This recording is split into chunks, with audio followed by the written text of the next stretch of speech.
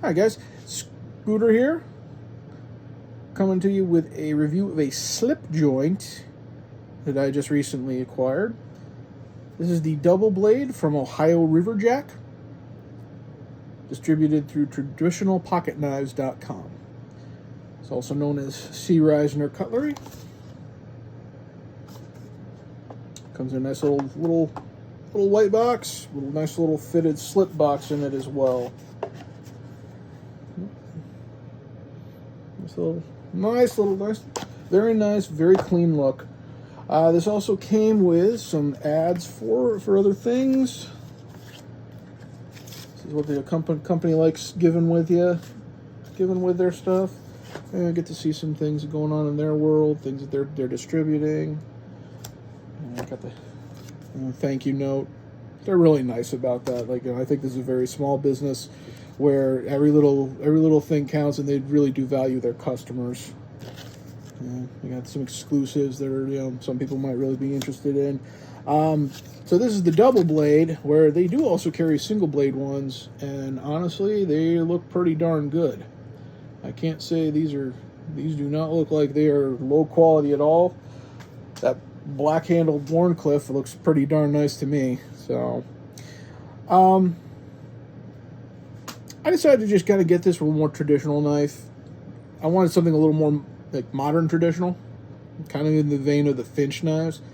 This is kind of filling that role too. I wanted the double blade just because you don't see a lot of them that are made this well. Both blades use M390 steel. This is your drop point, a little fat belly drop point. I guess a lot of people are saying this could be used for like utility tasks, as well as hunting and game processing. And I could totally see that happening. I would prefer to have something with a lock here rather than a slip joint, but if you had this as a backup, I don't think you would have any real trouble with it. So, cuts real nice. Got an extra one of the ads here. So let's see. Let's just see how well. Nice clean cut. Very nice clean cut. No problem whatsoever. Full flat ground. Really, really nice in that respect. I really do have to say that's a real nice little extra feature. The drop point is good. This is my particular cup of tea, though, with the Warncliffe. This is very well done, and it cuts. I mean, it cuts just effortless. I mean, I'm not putting much into this. And I'm tearing out there. Oh, there we go. So, other premium materials on here they use besides the M390 steel is they use titanium for the bolsters here, and they use micarta for the little handle scales here, which they're pretty thin handle scales. They're kind of almost like the NAF's Lander ones, where if they ever made aftermarkets for these, I bet you could probably put them in. It'd be actually a pretty cool little thing. I think it looks great as is, though. Beautiful slip joint construction, very springy. I mean, this uses a lot of tension. There's a lot of tension on this, and it takes some muscle to really get it open correctly. So, I mean, and it on the half stop works real well. Holds very tightly. I don't know if you can see that in there. It holds very tightly onto the blade, the tang of the blade. Overall, great little knife. This should be legal almost everywhere because the blades come in under 3 inches.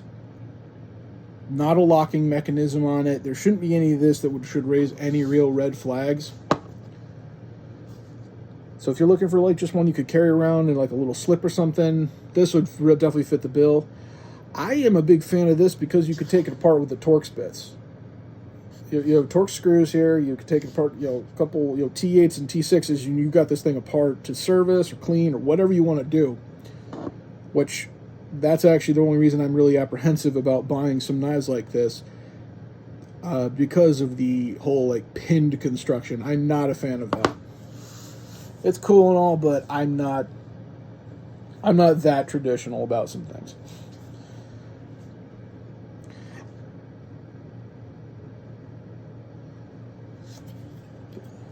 Open her up a little nicely. So, but yeah, great little knife. Really can't do anything but recommend it unless you absolutely hate slip joints, which they have their place. They're not they're not perfect, but they have a place. All right, guys. If you like and subscribe, and if you have any questions or anything, feel free to hit me in the comments, and I will see you in the next video, aka Scooter. Oh, actually, I'm sorry. Before I go, this was from the traditionalpocketknives.com. This was $145. It was on sale, so I don't know how long that's going to last. So if you're thinking about getting one, I got number 31 out of 100. There are still ones left. Don't know what that's like now, but if you're thinking about pulling the trigger on one, they do have a limited supply. So just keep that in mind. All right, aka Scooter. You guys take care and have a wonderful week.